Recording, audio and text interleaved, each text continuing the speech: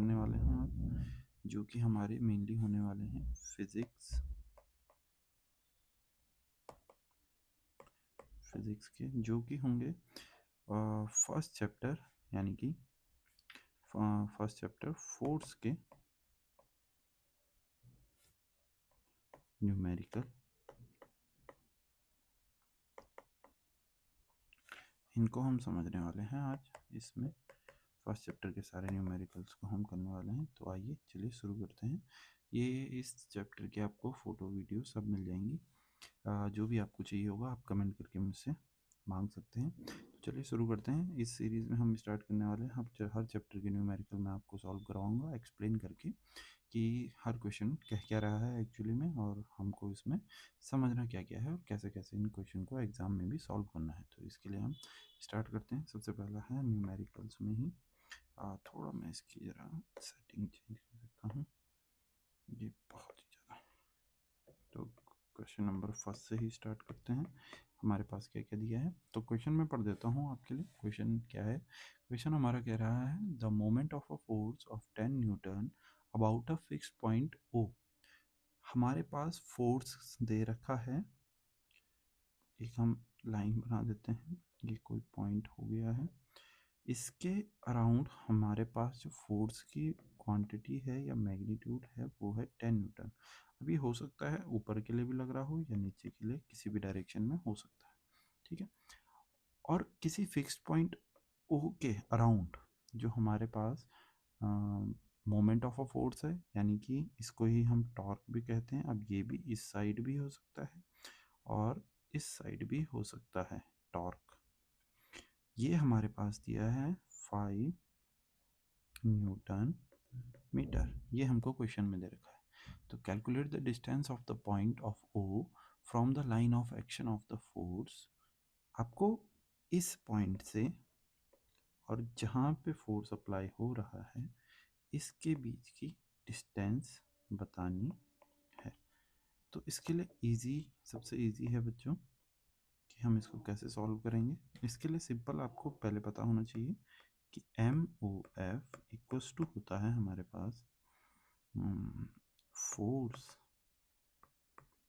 Into, इसको हम इस तरीके से भी लिख सकते हैं, परपेंडिकुलर डिस्टेंस। और इसी को हम लिखते हैं कई बार टॉ की फॉर्म में, और इसको हम लिखते हैं एक्चुअली मैंने इस पे इनटू परपेंडिकुलर डिस्टेंस। तो हमने इसकी जगह वैल्यू रख देनी है। क्या क्या हमारे पास गिवन है? तो गिवन है बच्चों हमारे पास, गिवन है हमारे पास एक तो है हमारे पास टॉर्क जो कि है 5 न्यूटन मीटर, और फोर्स है हमारे पास 10 न्यूटन। तो इनको हम वैल्यू रख देंगे इसमें, और डायरेक्टली इस फॉर्मूले से हम इसकी वैल्यू निकाल सकते हैं कि परपेंडिकुलर डिस्टेंस कितनी होगी। तो परपेंडिकुलर डिस्टेंस इक्वल्स टू हो जाता है बच्चों हमारे पास टॉर्क अपॉन फोर्स। और इसमें जैसे ही हम इसकी वैल्यू रखेंगे तो टॉर्क है हमारे पास 5 न्यूटन मीटर अपॉन 10 न्यूटन, और परपेंडिकुलर डिस्टेंस हमारे पास आ जाएगी बच्चों, इसका जब आप इसमें डिवाइड दोगे तो ये 0.5 मीटर आपकी डिस्टेंस हो जाएगी। तो ये क्यों हम इतनी ही इसकी डिस्टेंस, आपका एक सवाल ये भी होना चाहिए कि क्यों हम इसको मीटर में अपने आप ही कैसे मान लेंगे। तो बच्चों देखिए, ये भी इसकी एक एसआई यूनिट है, ये भी इसकी एक एसआई यूनिट है। तो जो डिस्टेंस की भी एसआई यूनिट होगी वही हम इसमें रख देंगे, जो कि होती है मीटर। तो चलिए अब दूसरे क्वेश्चन की तरफ बढ़ते हैं। दूसरे क्वेश्चन में क्या कहा गया है वो समझ लेते हैं। क्वेश्चन नंबर 2 हम स्टार्ट करते हैं। हो सकता है ये 2 सीरीज में है क्योंकि इसमें क्वेश्चंस ज़्यादा हैं, तो आपको इसको समझना पड़ेगा। अब क्वेश्चन हमको कह रहा है बच्चों, a nut is open by a wrench of a length 10 centimetre. कोई रेंच है, चलो एक मैं हल्का सा फिगर बना देता हूँ। ये कुछ इस तरीके से रेंच है, ऐसे हम ले सकते हैं, ठीक है, जिसकी लेंथ है 10 सेंटीमीटर। इसकी लेंथ हमको दे रखी है 10 सेंटीमीटर। ये यहाँ से यहाँ तक कंप्लीटली इसकी लेंथ हम मान सकते हैं। If the least force required is 5.0 newton, find the moment of a force needed to turn the nut. अब सपोज कोई इसके अंदर नट है जिसे हमें खोलना है, ओके, और इसको खोलने के लिए हमें टॉर्क चाहिए required. If the least force required is 5.0 newton, find the moment of, ये जो इसको घुमाने के लिए हमें टॉर्क चाहिए, यही हमें फाइंड करना है, क्या MOF फाइंड करना है, ओके। और हमारे पास जो लीस्ट फोर्स है वो हमको दे रखा है कि मिनिमम हमें इतना फोर्स इसमें लगाना ही होगा, वो है 5.0 न्यूटन। क्वेश्चन में दे रखा है, क्वेश्चन नंबर 2 आप लोग पढ़ सकते हैं। तो हमारे पास क्या क्या है, तो जैसा कि आप देख पा रहे हैं हमारे पास फोर्स गिवन है जो कि हमारे पास दिया है 5 न्यूटन, और परपेंडिकुलर डिस्टेंस हमको दे रखी है 10 सेंटीमीटर। अब एक चीज़ आपको यहाँ से ध्यान रखनी है कि 10 सेंटीमीटर एक SI यूनिट नहीं है, इसको हम कन्वर्ट करेंगे मीटर में। तो जैसा कि आपको पता होगा 1 मीटर इक्वल्स टू, सॉरी इसको तो 1 मीटर इक्वल्स टू 100 सेंटीमीटर। मैं आपको इसकी भी एक शॉर्ट ट्रिक बताता हूँ जो आप कभी नहीं भूलेंगे। फिर इसको मैं 1 सेंटीमीटर इक्वल्स टू कितना होगा, फिर 1 सेंटीमीटर इक्वल्स टू हो जाएगा बच्चों, जैसे ही अब आप इसको 100 में इधर ले जाएंगे तो 1/100 सेंटीमीटर हमारा ये कन्वर्ट हो जाएगा। 1 centimetre equals to 100, 1/100 metre, sorry. अब हमारे पास कितना है, हमारे पास है 10 सेंटीमीटर, तो 10 सेंटीमीटर इक्वल्स टू 10/100 मीटर, जो कि कैंसिल होके हमारे पास आ जाता है 0.1 मीटर। जैसे ही आप 10 से 1 में डिवाइड देंगे तो 0.1 आए, तो ये हमारे पास आगे है 0.1 मीटर हमारे पास आ चुकी है परपेंडिकुलर डिस्टेंस। इसमें थोड़ा वर्क ये था और इसी को हम लेके चलते हैं। अब फोर्स टॉर्क इक्वल्स टू क्या होता है हमारे पास, चलो जो आपकी बुक में ज़्यादातर यूज़ किया गया है वो टॉर्क ना लिखकर इसको कई बार लिखा गया है MOF equals to force into perpendicular distance. तो इसकी जगह MOF ही हम फाइंड करेंगे। So MOF equals to force हमको गिवन था, फोर्स हम देख सकते हैं 5 न्यूटन का है, इनटू परपेंडिकुलर डिस्टेंस भी हमने निकाल दी है जो कि है 0.1। तो अब जैसे ही आप इसको सॉल्व करेंगे तो ये आ जाएगा 0.5 न्यूटन मीटर, और ये हमारा होगा MOF, और यही हमें इसमें फाइंड करना था। सो आप चाहें तो इसके बाद थ्योरी के अकॉर्डिंग थोड़ा सा लिख सकते हैं। एक मिनट, ये टैप सही नहीं हो रहा है। तो ये हमारे सेकेंड वाले क्वेश्चन का आंसर था। अब चलते हैं क्वेश्चन नंबर 3 की तरफ, जो कि थोड़ा इंटरेस्टिंग है। इसमें हमारे पास 2 पॉइंट आने वाले हैं। क्वेश्चन नंबर 3 में हमें क्या क्या दे रखा है पहले वो देख लेते हैं। क्वेश्चन नंबर 3 में क्या क्या दे रखा है। A wheel of a diameter 2 metre is shown with the axle at O। अब कोई व्हील है हमारे पास जो कि कुछ इस शेप का है, जिसका सेंटर है हमारे पास O, और a force F2 Newton is applied at a B। ये फिगर आपके पास दे रखा है बुक में, आप चेक कर सकते हैं, और इस पे B वाले पॉइंट पे फोर्स लग रहा है हमारे 2 न्यूटन का। ये फोर्स की डायरेक्शन है 2 न्यूटन, और तो आपने इसमें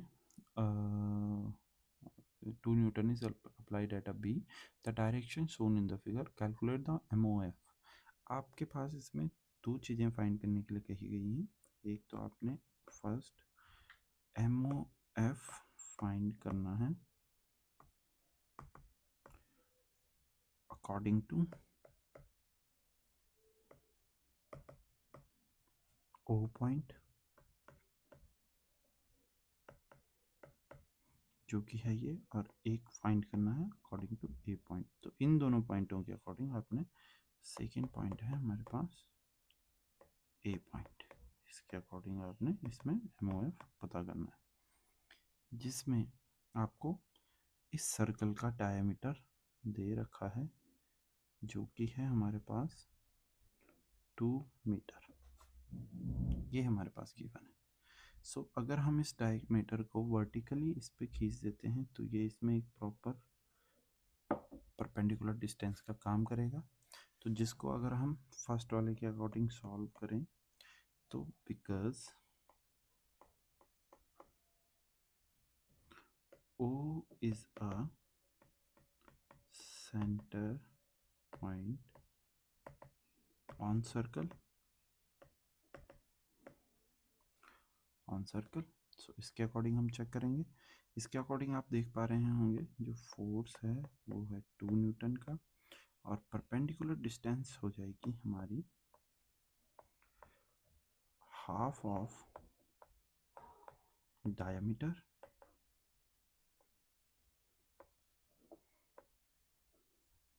जो कि है हमारे पास 1/2 ऑफ 2 मीटर। तो इसको आप जैसे ही कैंसिल करेंगे तो ये आ जाएगा 1 मीटर। अब इसमें आप देख सकते हैं ये हमारे पास परपेंडिकुलर डिस्टेंस भी आ चुकी है, तो हम लिखेंगे डायरेक्ट एमओएफ। इसको चाहे तो आप ओ पॉइंट ऐसे भी लिख सकते हैं एग्जाम में और अच्छे से करने के लिए, एफ इंटू परपेंडिकुलर डिस्टेंस आएगा जिसमें एफ होगा हमारा 2 न्यूटन, परपेंडिकुलर डिस्टेंस आ जाएगा 1 मीटर। तो 2 इंटू 1 होता है हमारे पास 2 newton metre. M O F equals to हो जाएगा 2 न्यूटन मीटर। ये हमारे पास फर्स्ट वाले का आंसर रहने वाला है। ओके, अब हम इसके सेकंड पार्ट को देख लेते हैं। सेकंड पार्ट में क्या हो रहा है, सेकंड पार्ट हमें निकालना है ए पॉइंट के अकॉर्डिंग। तो इसमें जो आप देख पा रहे होंगे हमें अगर इस पॉइंट के अकॉर्डिंग निकालना है, अगर पाइवोटेड कोई, देखिए इस क्वेश्चन का कहने का मतलब है कि अगर यह सर्कल ओ के अकॉर्डिंग पाइवोटेड है और ए के अकॉर्डिंग पाइवोटेड है तो आपने एमओएफ बताना है। तो अगर ओ के अकॉर्डिंग है तो इसको टर्न करने के लिए हमें जो मोमेंट ऑफ फोर्स लगेगा वो लगेगा 2 न्यूटन मीटर का, और अगर ये ए पॉइंट के अकॉर्डिंग पाइवोटेड है तो ये पूरा सर्कल घूमना स्टार्ट करेगा, और इसके लिए हमें एमओएफ निकालना है। तो इसके लिए हम एमओएफ के लिए जो परपेंडिकुलर डिस्टेंस लेंगे वो हम कम्प्लीटली सर्कल का डायमीटर लेंगे, तो वो यहाँ से यहाँ तक का होगा, कंप्लीट यहाँ से यहाँ तक का होगा। तो जो हम सॉल्व करेंगे अब उसके अकॉर्डिंग, तो जिसमें हमारे पास फोर्स तो सेम ही रहने वाला है जो कि है हमारे पास 2 न्यूटन का, बट इसमें जो परपेंडिकुलर डिस्टेंस होगी वो हमारे पास यूज़ होगी कंप्लीट डायमीटर, और जो डायमीटर है वो हमारे पास इसमें है 2 मीटर। तो इसको हम डायरेक्टली सॉल्व कर देंगे। So M O F to A point equals to हो जाएगा हमारे पास 2 इंटू 2 जो कि हमारे पास डायरेक्ट आएगा 4 न्यूटन मीटर। तो ये इसका कुछ क्वेश्चन रहते हैं। क्वेश्चन नंबर 4 में क्या क्या होने वाला है, क्वेश्चन नंबर 4 के हमारे पास मेनली 3 पार्ट्स हैं, जिसका हमारे पास हल्का सा डायग्राम भी दिया गया है।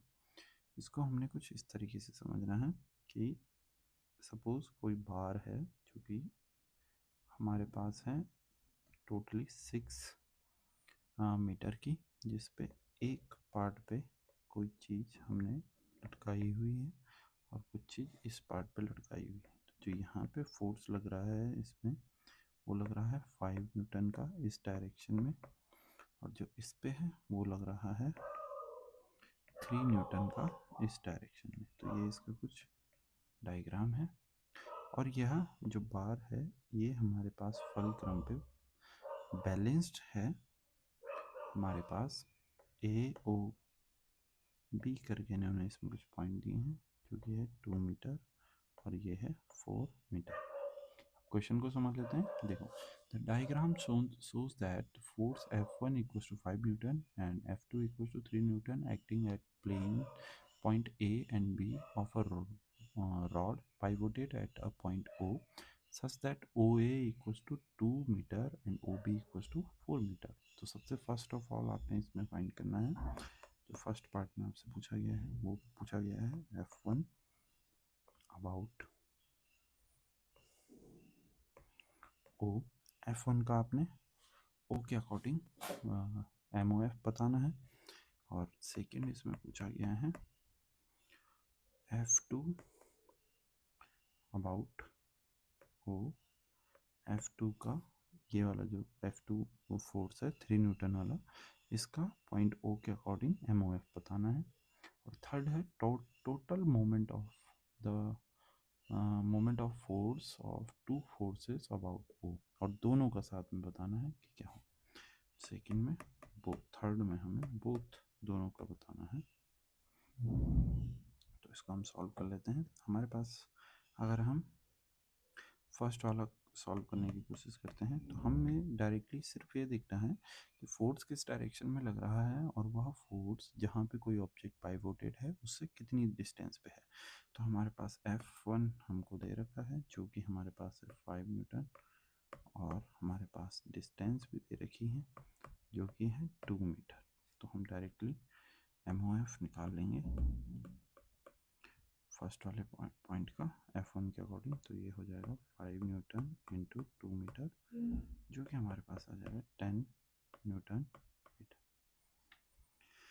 जो कि है हमारा एंटी क्लॉकवाइज। तो इसको हम इस तरीके से भी लिख सकते हैं क्योंकि एंटी क्लॉकवाइज मोमेंटम हमेशा पॉजिटिव होता है। तो जिस तरीके से आप देख पा रहे होंगे इसमें कि यह फोर्स अगर इस तरफ लगता है तो यह बार इस तरफ झुकेगा, और ये हमारा इस तरफ की तरफ, अगर वो O से पाइवोटेड है तो इस तरीके से घूमना स्टार्ट होगा। तो ये हमारा एंटी क्लॉकवाइज मोमेंटम होता है। और B के अकॉर्डिंग आप देखेंगे तो ये कुछ इस तरीके से घूमना स्टार्ट करेगा, तो ये क्लॉकवाइज मोमेंटम होगा। तो इसको हम +10 न्यूटन मीटर भी लिख सकते हैं। सेकेंड हम इसके पार्ट में देख लेते हैं। सेकेंड पार्ट में हमने इसे निकालना है इसके 3 न्यूटन के अकॉर्डिंग, जिसमें हम देख पा रहे हैं 3 न्यूटन फोर्स है और 4 मीटर की परपेंडिकुलर डिस्टेंस है। तो MOF हम इसमें भी निकालेंगे जो कि होगा 3 न्यूटन इंटू 4 मीटर, और ये डायरेक्टली आ जाएगा 12 न्यूटन मीटर। और आप देख पा रहे होंगे क्योंकि यह डायरेक्शन कैसी है, नेगेटिव क्लॉकवाइज मोमेंटम है, तो यह नेगेटिव रिप्रेजेंट होगा। और हम इसको इस तरीके से लिखेंगे MOF equals to 12 newton metre minus 12 newton metre. थोड़ा ये अपने आप इस पे मैंने 12 न्यूटन मीटर। अब थर्ड वाले में जो है हमें both total moment of torque पूछा गया है। तो टोटल MOF होता है clock wise MOF plus anti clockwise MOF। तो जैसे कि आप देख पा रहे हैं क्लॉकवाइज मोमेंटम है हमारा -12 न्यूटन मीटर, और क्लॉकवाइज मोमेंटम है हमारा +10 न्यूटन मीटर। अगर आप इसको सॉल्व करते हैं तो ये आ जाएगा -12 + 10, जो कि प्लस माइनस की माइनस होती है, 2 न्यूटन मीटर माइनस का आएगा, जिसमें माइनस हमें रिप्रेजेंट करेगा क्लॉकवाइज डायरेक्शन को। तो यह जो टोटल MOF होगा TMOF, जो वो होगा -2 न्यूटन मीटर, जिसको हम लिख सकते हैं क्लॉक वाइज। ओके, तो ये था कुछ क्वेश्चन नंबर 5 का सॉल्यूशन, सॉरी क्वेश्चन नंबर 4 का सॉल्यूशन। क्वेश्चन नंबर 5 का सॉल्यूशन देख लेते हैं थोड़ा। क्वेश्चन नंबर 5 हमें क्या कह रहे हैं। क्वेश्चन नंबर 5 में जब हम इसको सॉल्व करने की कोशिश करते हैं तो सबसे पहले क्वेश्चन को अच्छे से पढ़ना है, Two forces, each of magnitude 10 Newton, act vertically upward and downward, respectively, at the two end A and B of a uniform rod of a length 4 meter, which is pivoted at its midpoint O, as shown. Determine the magnitude of the resultant moment of force about the pivoted O. ये हमें find करना है। तो मैं mainly इसमें थोड़ा diagram आपको समझा देता हूँ जिससे आपको इजीली यहाँ समझ में आएगा। इसको थोड़ा अलग कलर, तो ये कुछ कह रहा है कि ऐसे कोई लाइन है जो कि है हमारे पास 4 मीटर की यूनिफॉर्म रॉड है एक, इसकी जो लेंथ है ये कम्प्लीटली है 4 मीटर, यहाँ से यहाँ तक कम्प्लीटली इसकी लेंथ 4 मीटर है। इस पे इस पॉइंट पे एक फोर्स लग रहा है जो है 10 न्यूटन का ऊपर के लिए, और इस पॉइंट पे एक फोर्स लग रहा है जो है 10 न्यूटन का डाउनवर्ड डायरेक्शन। तो इसके लिए कुछ पॉइंट इसमें दिए गए हैं, ए, ओ एंड बी। ओ इनका सेंटर पॉइंट है जो आपको इस तरीके से इसमें दिया गया है। आपको इसमें resultant moment of force about the pivoted O बताना है कि इसमें रिजल्टेंट मोमेंट ऑफ फोर्स क्या होगा। तो सबसे पहले हम क्या करेंगे, जो इसका ओ है वो इसका मिड पॉइंट है, तो उसके अकॉर्डिंग हम दोनों के MOF निकाल लेंगे। तो मैं ए और बी पॉइंट लिखता हूँ। MOF अकॉर्डिंग टू ए, तो ये हो जाएगा हमारे पास, फोर्स है हमारे पास 10 न्यूटन का और टॉर्क है 4 न्यूटन, सॉरी जो कंप्लीट डिस्टेंस है वो है 4, तो इसका हाफ हो जाएगा जो कि होगा इसका मिड पॉइंट, हो जाएगा 4 मीटर 2 मीटर, तो 10 इंटू 2 ये आ जाएगा हमारे पास 20 न्यूटन मीटर। अब जैसे कि आप देख पा रहे हैं जब ये चीज़ घूमनी स्टार्ट करेगी तो ये इस डायरेक्शन में जाएगा जो कि होता है क्लॉकवाइज। तो क्लॉकवाइज को हम रिप्रेजेंट करते हैं -20 न्यूटन मीटर से, माइनस इसमें क्लॉकवाइज डायरेक्शन को रिप्रेजेंट करता है। MOF ए हो जाएगा हमारे पास ये, MOF हम बी निकालेंगे जो कि हमारे पास लगभग सेम ही है, इसको काट देते हैं। ये भी हमारे पास हो जाएगा 10 न्यूटन इंटू 2 मीटर, जो कि हमारे पास सॉल्व करने के बाद आएगा यही 20 न्यूटन मीटर, और ये भी हमारा क्लॉकवाइज डायरेक्शन में होगा जो कि आप देख पा रहे हैं इस डायरेक्शन में घूमना स्टार्ट करेगा, तो ये भी 20 हो जाएगा, -20 न्यूटन मीटर से ये भी रिप्रेजेंट होगा। तो अब हम टोटल MOF अगर फाइंड करते हैं तो वो हो जाएगा MOF of A plus MOF of B, ये इस तरीके से फाइंड होगा। तो MOF A हमारे पास ये भी 20 न्यूटन था और ये भी हमारे पास -20 न्यूटन था। तो जब आप इसको सॉल्व करेंगे तो ये आ जाएगा -20 और ये आ जाएगा हमारे पास -40 न्यूटन मीटर, जो कि होगा क्लॉक वाइज। तो ये कुछ इस तरीके से सॉल्व होगा। तो आज के लिए काफ़ी है, 5 क्वेश्चन स्टार्ट करते हैं। इसके 6 question 7 question and 8th 9th 10th में आगे कंटिन्यू करूँगा। अगर मुझे लगेगा कि आपकी समझ में सही से आ रहा है तो मैं इसको और तरीके से भी समझाने की कोशिश करूँगा। सो थैंक यू बच्चों, आपने इतना टाइम दिया, और आप लोग भी इन वीडियो को शेयर करें जितना आप कर सकते हैं। और ये वीडियो जल्दी ही चैनल पे लाइव हो जाएगी, आप लोग देख सकते हैं और सॉल्व कर सकते हैं। यहाँ से मैं आपकी ऐसे ही हेल्प करता रहूँगा टिल द एग्ज़ाम, जब तक आपके एग्ज़ाम नहीं हो जाते हैं। और मेनली इन वीडियो की जो टाइमिंग रहेगी वो रहेगी 9 PM के समथिंग, जो शाम को आपको लगभग मिल जाएंगी पर डे।